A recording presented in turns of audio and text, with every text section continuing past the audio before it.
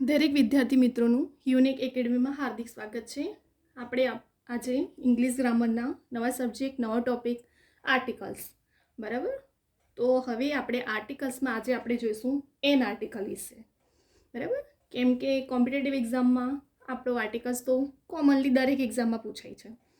તો પછી આપણે એના નિયમો પણ ખબર હોવા જોઈએ, એના અપવાદ ખબર હોવા જોઈએ, બરાબર. તો આજે હવે આપણે આર્ટિકલ્સ એન વિશે જોઈશું. સૌથી પહેલાં એન આર્ટિકલ, તો જે શબ્દના પ્રથમ અક્ષરનો ઉચ્ચાર સ્વર એ ઈ આઈ ઓ યુથી થતો હોય તો તેની પહેલાં એન મુકાય છે. જો શું કીધું અહીં આપણને, પહેલાં તો ટોટલ મૂળાક્ષરો 26, સ્વર કેટલા તો 5, એ ઈ આઈ ઓ યુ. હવે શું કીધું કે અહીં મેં તમને લાસ્ટ વિડીયોમાં કીધું કે એ આઈ ઓ યુ શું છે, સ્વર છે, અને એ સિવાયના એથી ઝેડ સુધી જેટલા પણ અક્ષર હોય તે શું કહેવાય, વ્યંજન કહેવામાં આવે. તો અહીં શું કીધું છે કે જે શબ્દના પ્રથમ અક્ષરનો ઉચ્ચાર સ્વરથી થતો હોય તો તે પહેલાં એન આર્ટિકલ મુકાય છે. તો હવે આપણે એક્ઝામ્પલ જોઈએ. This is an x. તો જુઓ અહીં એ શું છે, સ્વર છે, બરાબર. સ્વર છે, પહેલી શરત કમ્પ્લીટ, અને ઉચ્ચાર પણ એથી થાય છે, તો એ સ્વરનો છે, તો એટલા માટે કયો આર્ટિકલ મુકાય, એન. બીજો example, that is an egg, બરાબર.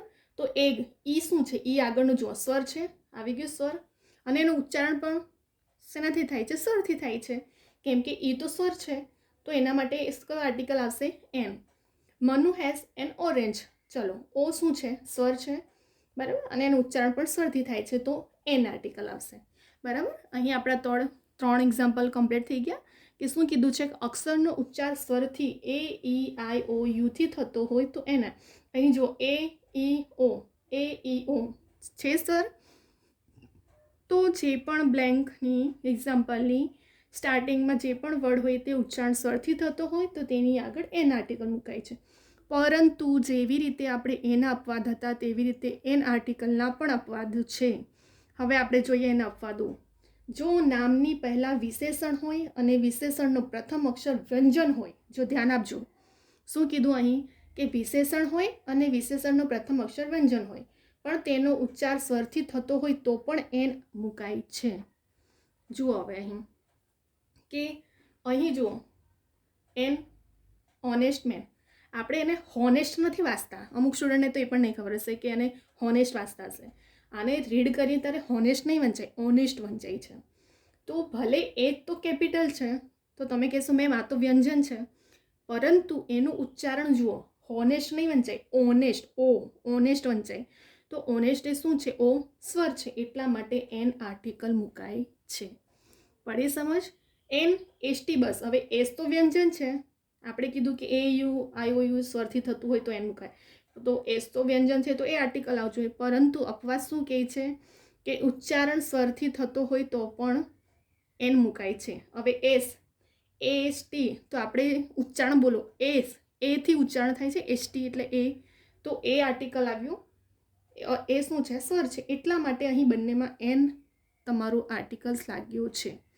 ફરી એકવાર, જો નામની પહેલાં વિશેષણનો પ્રથમ અક્ષર વ્યંજન હોય, આ બંને વ્યંજન છે, એચ પણ વ્યંજન છે અને એસ પણ વ્યંજન છે, પરંતુ તેનું ઉચ્ચારણ સ્વરથી થતો હોય, આ બંનેનું ઉચ્ચારણ સ્વરથી થાય છે, ભલે એ વ્યંજન છે, એચ પણ વ્યંજન છે, સ્વર નથી, અને એસ પણ વ્યંજન છે, સ્વર નથી, પરંતુ આપણે એને હોનેસ્ટ નથી વાંચતા, આપણે એને રીડ કરીએ ત્યારે ઓનેસ્ટ વાંચીએ છીએ, અને ઓ એ સ્વર છે, એટલા માટે એન આર્ટિકલ લાગ્યું છે. એસટી, તો આપણે એસટી એસ ભલે વ્યંજન છે, પરંતુ જ્યારે રીડ કરીએ છીએ ત્યારે એસટી એ વંચાય છે, તો એ સ્વર આવ્યો, એટલા માટે અહીં એન આર્ટિકલ્સ મૂકવામાં આવ્યું છે. તો આટલો અપવાદ તમારો ક્લિયર હોવો જોઈએ.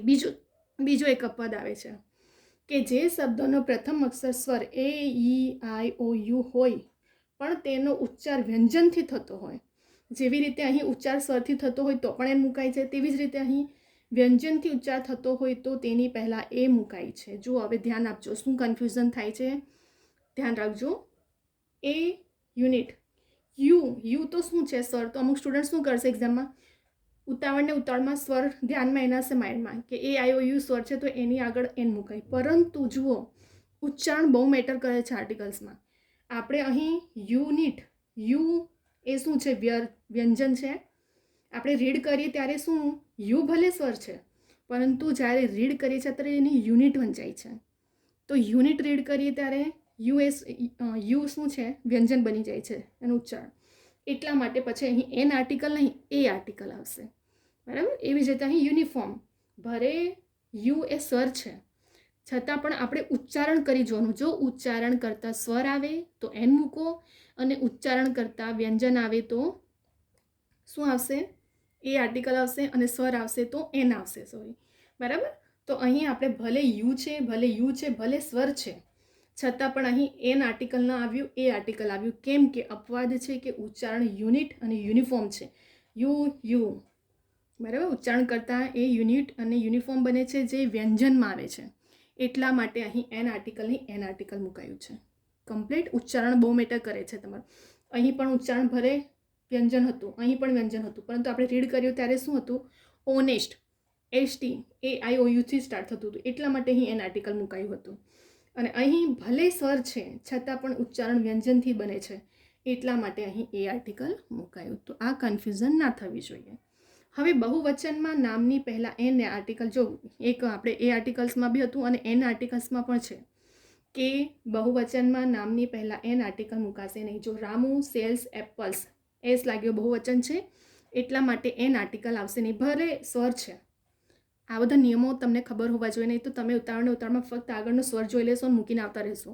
યાદ રાખજો, બહુવચનમાં પણ આર્ટિકલ નહીં મુકાશે. અહીં બહુવચન છે, એસ લાગે એટલે બહુવચન બની ગયું. એપલ્સ તો એ છે છતાં પણ એન આર્ટિકલ નહીં આવશે. ઓરેન્જ તો અહીં પણ બહુવચન એસ મુકાયો છે એટલા માટે એન આર્ટિકલ આવશે નહીં. આ નિયમો છે, અપવાદો છે, એન આર્ટિકલ્સના રૂલ્સ, નિયમો. ફરી એકવાર આપણે રિવિઝન કરીએ એટલે તમને થોડું વધારે ડીપમાં સમજ પડે. ને જ્યાં જ્યાં મેં હાઇલાઇટ કર્યા છે પોઈન્ટ, એને વધારે નોટ કરજો, ફોકસ કરજો કે કન્ફ્યુઝ ના થાઓ. સૌથી પહેલાં તો જે શબ્દના પ્રથમ અક્ષરનો ઉચ્ચાર સ્વર AEIOUથી થતો હોય તો તેની પહેલાં એન મુકાય છે. ઉચ્ચાર સ્વર, જો ઉચ્ચાર બહુ જ મેટર છે, ઉચ્ચાર જ છે બધું આપણું આ આર્ટિકલ્સ, બરાબર. તો સ્વરથી થતો હોય તો એન આગળ, પરંતુ એના નિયમો બને છે. નિયમો કેવી રીતે, ધીસ ઇઝ એન એક્સ, આ સ્વર આવી ગયો અને આપણે ઉચ્ચારણ કરીએ છીએ છતાં પણ સ્વરથી જ બને છે એટલા માટે એન આર્ટિકલ મુકાયું. ધેટ ઇઝ એન એગ, ઈ શું છે, સ્વરથી સ્ટાર્ટિંગ થાય છે અને એનું ઉચ્ચારણ પણ સ્વરથી છે એટલા માટે an article. Manu has an orange, O શું છે, સ્વર છે અને એનું ઉચ્ચારણ પણ સ્વરથી છે એટલા માટે એન આર્ટિકલ બન્યું. પરંતુ અપવાદ ક્યાં આવ્યું આપણું અહીં, કે જો ઉચ્ચાર સ્વરથી થતો હોય, ભલે પ્રથમ અક્ષર વ્યંજન છે, જો પ્રથમ અક્ષર બંને ના વ્યંજન છે છતાં પણ એનું ઉચ્ચારણ આપણું સ્વરથી થયું એટલા માટે અહીં એન આર્ટિકલ મુકાય. જુઓ, an honest man, an ST, bus. આપણે હોનેસ્ટ નથી વાંચતા, હો તો પછી તમારું વ્યંજન છે, બરાબર, પરંતુ આપણે એને ઓનેસ્ટ રીડ કરીએ છીએ. તો ઓનેસ્ટનો રીડ સ્વરથી થયો એટલા માટે અહીં એન આર્ટિકલ મુકાયું. અને એસટીમાં એસ ભલે વ્યંજન છે પરંતુ એ શું છે, સ્વર છે એટલા માટે અહીં એન આર્ટિકલ મુકાયું. એટલે તમારું ઉચ્ચારણ બહુ મેટર કરે છે.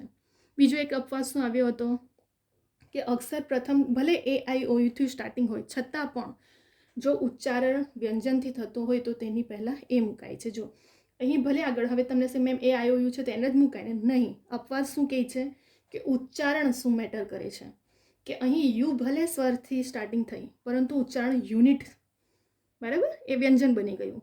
યુનિફોર્મ તો યુ વ્યંજન આવી ગયું, એ સ્વર નથી એટલા માટે અહીં એન આર્ટિકલની એ આર્ટિકલ્સ આવ્યું.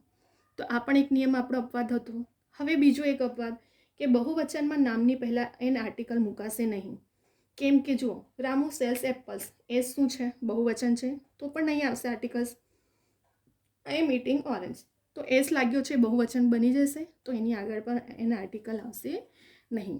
તો આટલા આપણા નિયમો, અપવાદો એન આર્ટિકલના છે.